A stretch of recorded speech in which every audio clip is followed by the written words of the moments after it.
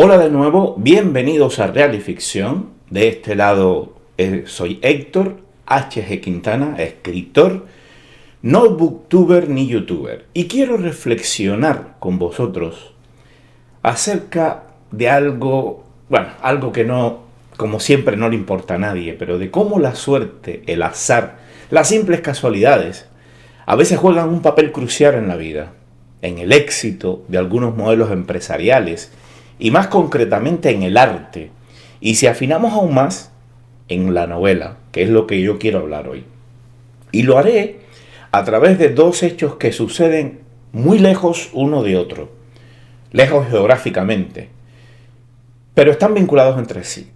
Y lo haré también por una doble tragedia, la que rodea el libro del que hablo, y digo doble tragedia, que es la de su autor, que tuvo un suicidio en 1969 a los 32 años, y otra tragedia de la posible gran obra que con su muerte nosotros, el público, se nos ha negado esa obra. ¿Qué tan importante es la suerte en el éxito?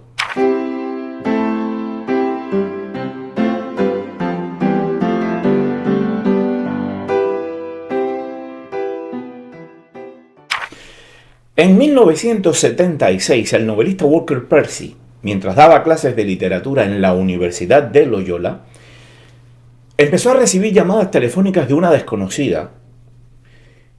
Lo que la mujer le proponía, pensaba él que era absurdo. No se trataba de que ella hubiera escrito un par de capítulos de una novela y quisiera asistir a sus clases.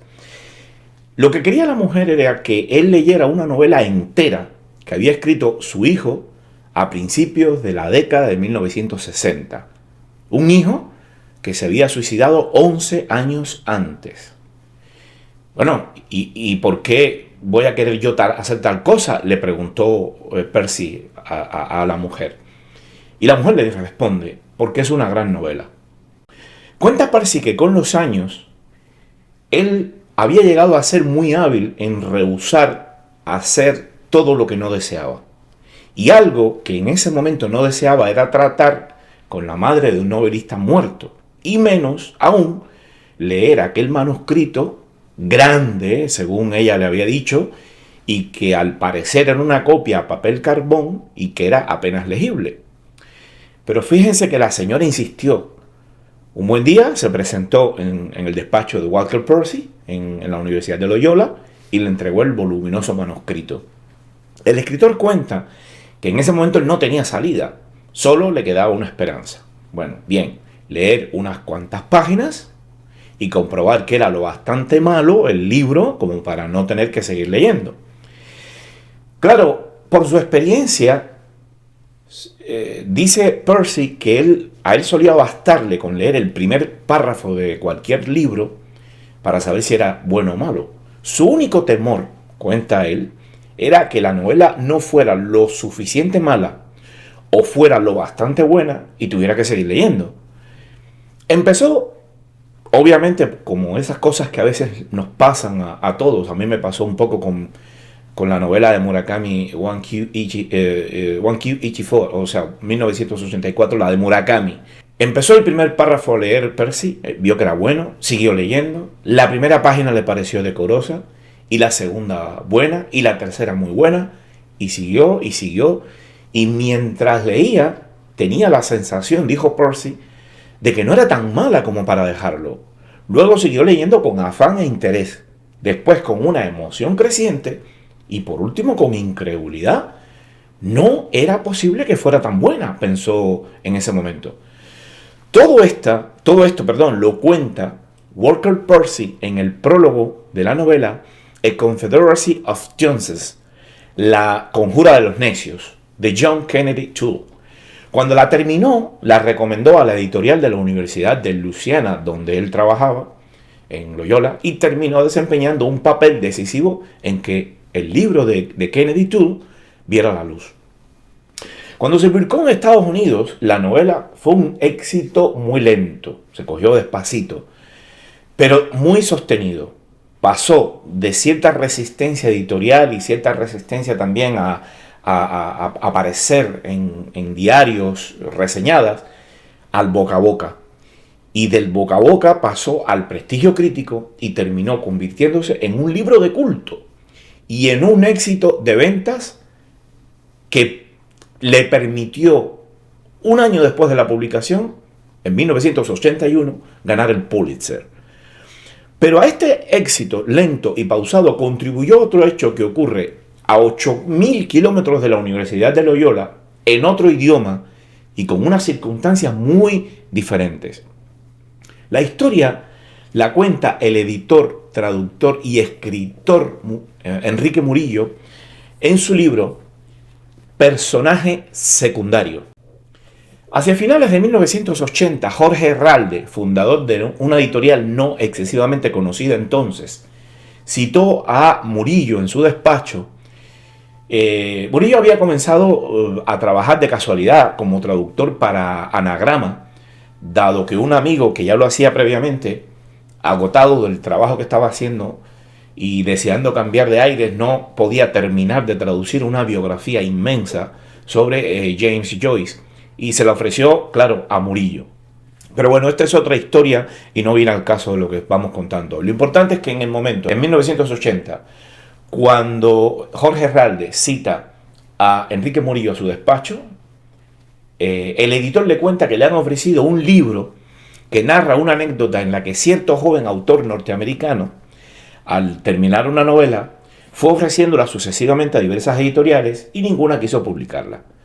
Decepcionado tras muchos rechazos, el escritor se suicidó y su madre, triste pero convencida de la inmensa calidad de la novela de su hijo, pues se puso infructuosamente a buscar editor, hasta que alguien le dijo que iba a publicarlo. Claro, como yo sé que eres muy inteligente, te has percatado que lo que yo he contado hasta aquí es lo que resume en el prólogo de su libro, de la Conjura de los Necios, lo que resume Walker Percy ahí en ese libro, en La Conjura de los Necios. Y que yo esta anécdota se las he contado antes. Es una historia muy buena, le dijo en ese momento Jorge Herralde, el editor barcelonés, a Enrique Murillo. No hablando realmente de lo que contaba la novela, sino de lo que contaba el prólogo de Percy. Decía Herralde, yo quiero publicarlo en Anagrama, pero estaba muy preocupado de lo grueso que era el libro. Imagina, le dice Herralde a Murillo, imagina lo cara que será la traducción. Pero al mismo tiempo, Herralde quería que alguien le diera su opinión de la novela y estaba dispuesto a pagar por el informe de la lectura.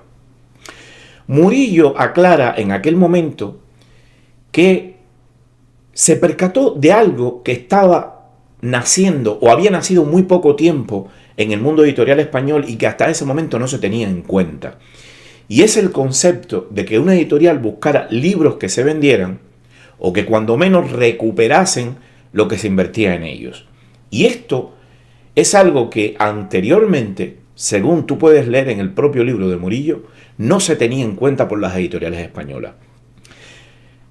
En resumidas cuentas, lo que le vino a decir Herralde al final es, mira, quiero que el libro, la traducción no me cueste un ojo de la cara porque el dinero importa.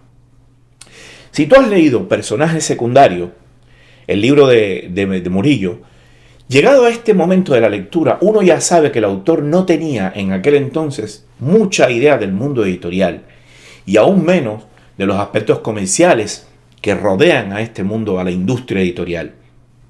Murillo reconoce que era, sí, un gran lector y que era capaz de leer en varios idiomas, hasta de novelas que nunca se habían publicado en español y que no interesaban en la industria editorial española, y que a él, sin embargo, lo divertían mucho cuando lo leían en inglés.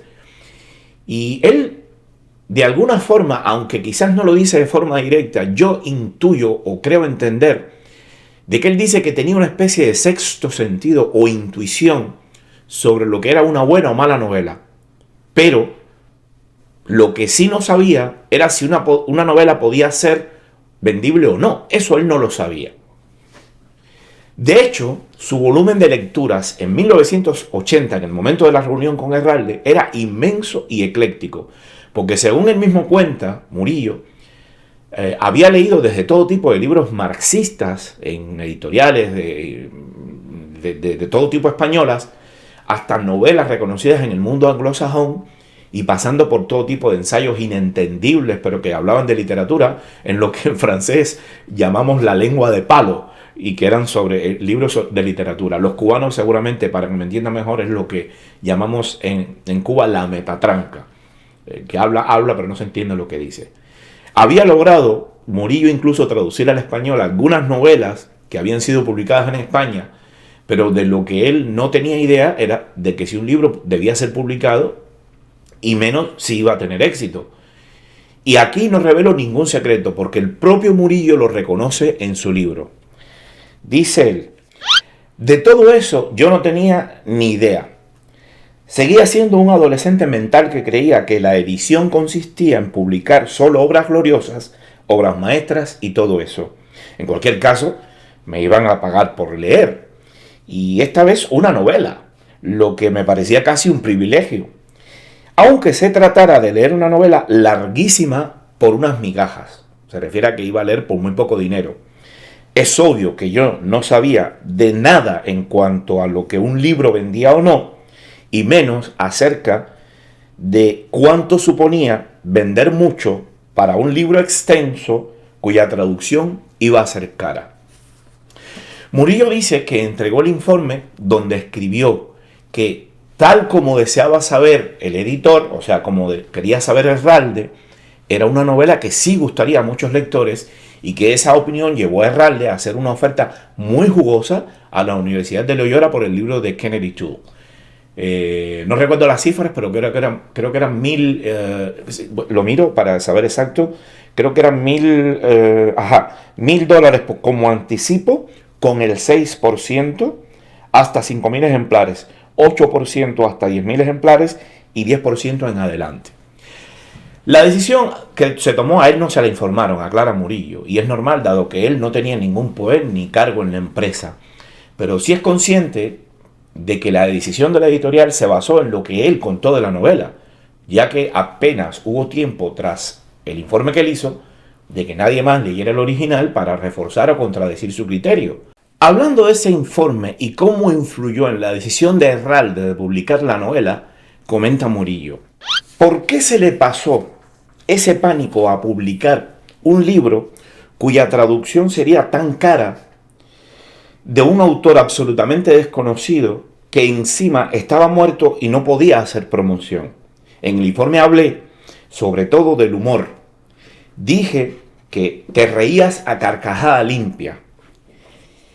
Y además mencioné el espíritu del libro, la burla desternillante, la mofa de todo lo sagrado, desde la buena educación y los modales en la mesa, la higiene, el orden y las normas elementales que rigen la vida humana. Todos esos pequeños detalles tan valorados por la buena sociedad eran despreciados, caricaturizados, destrozados por aquel ser libre y sin prejuicios que era el narrador, que además podía provocar la carcajada a cada frase por la brutalidad de sus comentarios. Recuerdo perfectamente que la palabra clave, el concepto que me parecía definitivo para explicar por qué esa novela iba a gustar en España, era el espíritu anarcoide del autor y de su protagonista. Dije que siendo los españoles tan anarquistas de corazón, nos partiríamos de risa con ese monumento a la irreverencia, como de hecho me había ocurrido leyendo. Siendo poco amantes del trabajo, adoraríamos a aquel personaje que era metafísicamente holgazán. Siendo comilones, disfrutaríamos con cada atracón. Estando un poco hartos ya de tanto progresismo, de tanta americana de pana y rostro de barba recortadita socialdemócrata, estaríamos encantados de zambullirnos en aquel océano de desdén por toda clase de compromiso político, de todo esfuerzo de identificación social. Dice él también que el libro lo divirtió mucho, que La Conjura de los Necios lo divirtió mucho, y que las risas que a él el libro le provocó despertaron en él como determinado tipo de recuerdos que él no sabía si eran conscientes o no lo eran. Él no puede asegurarlo, porque lo que él se asegura es que imaginó en ese momento que muchos otros lectores españoles iban a reaccionar igual que él, tal vez recordando las travesuras de Guillermo, un libro de Richmal Crompton. Estas historias de Guillermo Brown era un niño inquieto que estaba siempre tramando aventuras junto con su pandilla de los proscritos. Llegó a España a mediados de la década de 1940 y desde el momento que se publicaron alcanzaron una gran popularidad. Todos los niños de esa generación, bueno, la generación incluso la de Murillo, de Enrique Murillo, y posteriores, leyeron a las aventuras de Brown, de Guillermo Brown, con verdadero entusiasmo. Y estos libros, estas historias de Guillermo se mantuvieron durante mucho tiempo en el imaginario colectivo a través de varias adaptaciones literarias y de películas. Pues Enrique Murillo, de paso, compara también la forma de narrar de la novela La Conjura de los Necios con Gargantúa y Pantagruel, porque John Kennedy Toole, creía Murillo, se había soltado a la hora de contar ciertos placeres que disfrutaba su personaje, tan poco amigo de comportarse como un adulto. Y en referencia a esto, dice Murillo: ese anarquismo feroz y desenfadado sería bienvenido en nuestro país, pues en el fondo de nuestro corazón, los españoles odiamos la autoridad. Preferimos hacer lo que nos da la gana, comer a dos carrillos, esto es, comer a gusto, y eructar sonoramente. Es decir, que era una lectura liberadora, fiel a nuestros peores y más auténticos instintos. En ese proceso de decidir algo en lo que no se consideraba experto, Murillo explica que aprendió algo importante sobre los aspectos que los lectores editoriales utilizan cuando deben valorar el potencial de ventas de cualquier título. Y aquí tiene que ver algo y mucho con lo que hablé al principio del azar y la suerte. Un lector, un editor, solo posee su propia experiencia personal como lector y como observador de la sociedad en la que vive para ayudarse en la tarea imposible de intuir cuál sería la recepción que podría tener un libro. A partir de esa subjetividad, el editor decide lo que vale de lo que no. Y aquí hay dos cosas interesantes que marcan lo que yo quería comentaros hoy. Yo leí La Conjura de los Necios alrededor del año 2000. Par de años antes o par de años después, yo no recuerdo exactamente el año en que lo leí. No lo puedo asegurar. Y con mi formación, que yo he dicho otras veces que fue más bien una formación cubana en principio, por lo menos hasta el año 2002, a partir del año 2002 cambió todo cuando me fui a España, pero hasta el año 2002 mi formación era completamente cubana, si bien leía de todo. Pero con mi formación cubana, mis años de lectura y mi experiencia como escritor, que en aquel entonces era todavía mínima como autor publicado, la novela a mí no me pareció gran cosa. Sé que colegas y amigos la leyeron con placer, pero otros pensaron como yo, que era una novela divertida, atractiva, que tenía frases magníficas y pasajes muy llamativos, pero que no era tan buena para tanto revuelo que tenía entre crítica y público. Y aquí vuelvo a un aspecto que él ha Murillo sobre la calidad y las ventas, porque al parecer él también consideró que la novela no era para tanto, a pesar de haber dado su informe positivo para la publicación. Y él dice: hubiese podido extenderme en el informe acerca de la arquitectura muy frágil de la novela desde un punto de vista narrativo, o mencionar que era una obra regida por la estética del exceso, como excesivas hasta la extenuación eran a veces las frases inacabables y repetitivas del narrador. Pero no lo hice, porque no me pareció que fuera eso lo que quería saber Jorge Herralde. No pidió un análisis literario. Yo debía simplemente darle motivos para apoyar o no la publicación. Y no por criterios literarios, sino comerciales.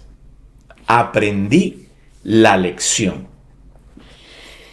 Esto a mí me da mucho que hablar, pero para no extenderme, la traducción de la novela La Conjura de los Necios salió publicada en Anagrama en 1982, a comienzos del verano. Y ya después de haber ya tenido el Pulitzer, el premio Pulitzer. Y ya en agosto, digamos, se publicó a comienzos del verano.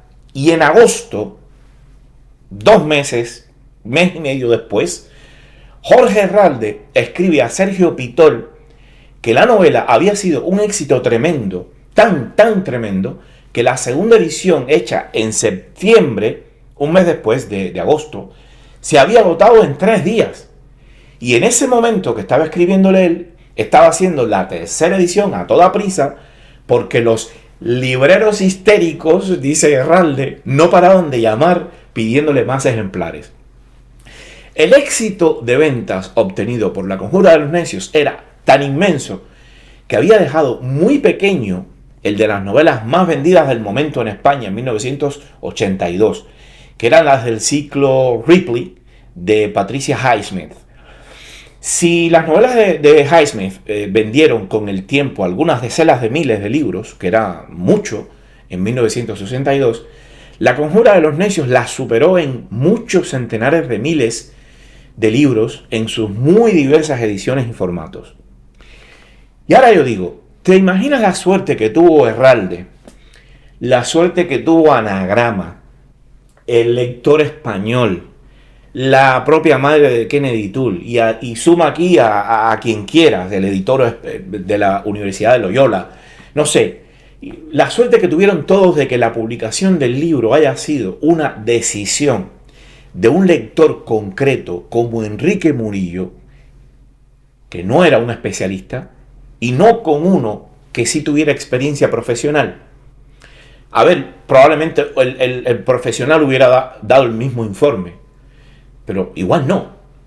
Y esto a veces lo explica muy bien la neurociencia de la creatividad.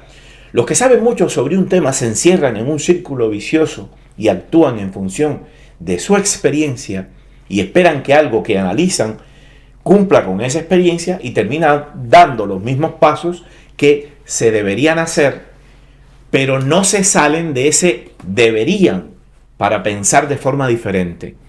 Un científico que no sabe por qué el experimento no sale, el experimento que está haciendo en ese momento no sale, o por ejemplo un escritor que se bloquea en un capítulo porque no encuentra cómo darle una salida a un personaje, un músico que no encuentra la nota que le satisface en un momento determinado, o un pintor que emborrona el lienzo sin encontrar el trazo que desea, o un director cinematográfico que es incapaz de encontrar la nota que quiere para seguir la siguiente escena, y después viene un neófito, un amigo que no tiene ni idea de lo que hace, el hijo del artista, o el científico que le dice, alguien que no sabe nada, y le dice, oye, ¿por qué no haces esto? Y ofrece la opinión más fácil, absurda e ilógica, y termina siendo la solución ideal para destrabar el problema. Y si lo analizas con detalle, este fenómeno es aún más controvertido e interesante si piensas que varios años más tarde, el mismo Murillo, con más experiencia y ya curtido como lector profesional, reconocido como editor y traductor, rechazó la publicación de 2 libros que, ahora te digo los títulos, se convirtieron en superventas. No supo ver el potencial editorial de El infinito en un junco de Irene Vallejo, que ya ni sé a cuántos idiomas se ha traducido y cuánto ha vendido, y el otro La sombra del viento de Carlos Ruiz Zafón, que ya tampoco es imposible saber cuánto ha vendido. Por eso me impacta aún más cómo Murillo cuenta, medio sorprendido, su influencia en el éxito de La Conjura y en el despegue de Anagrama. En la narración que hace Murillo en esas memorias, en su libro, en las memorias, él mismo parece desconcertado por el hecho y lo intenta explicar de la siguiente manera. Que efectivamente la respuesta de los lectores fuera de un entusiasmo casi desproporcionado no es algo que adiviné gracias a mi sexto sentido. En cualquier caso, lo que no pude ni siquiera imaginar es que esa novela acabaría vendiendo cientos de miles de ejemplares en lengua española, y no solo en España, sino también en América Latina, más que en ningún otro país o idioma del mundo, y que acabaría siendo la columna vertebral financiera de la empresa Anagrama S.A. durante unos cuantos años. El libro, cuyas reimpresiones, cada una de decenas de miles de ejemplares, lo sostenía todo. ¿Cómo se me hubiese podido ocurrir? Hay decenas, quizás centenares de ejemplos de cómo la casualidad, el azar, ha jugado un papel importante a favor de una obra de arte, de una empresa, de un proyecto cualquiera. Ya en su momento hablamos por aquí del cantante Sixto Rodríguez y de la fotógrafa también, en otro momento lo hemos hablado, Vivian Maier, dos artistas que llegaron al éxito por casualidad y casi tarde, en uno de ellos, pero sobre todo en la fotógrafa muy tarde. Y no sé si alguna vez he explicado la anécdota que cuenta Walter Isaacson de cómo un error de memoria, o no, influyó en que Steve Jobs provocara al ingeniero Bill Atkinson para que las ventanas del sistema operativo del primer Mac pudieran superponerse unas sobre otras. Esto es algo que alguna vez lo he explicado. Si no, lo puedes buscar en la biografía de Steve Jobs que tiene Walter Isaacson. Y aquí yo me pregunto, si es suficiente tener talento, si es suficiente ser osado, inteligente, si es suficiente escribir o pintar bien, o también hay que tener suerte. Yo creo que hay que tener suerte. ¿Y tú qué crees?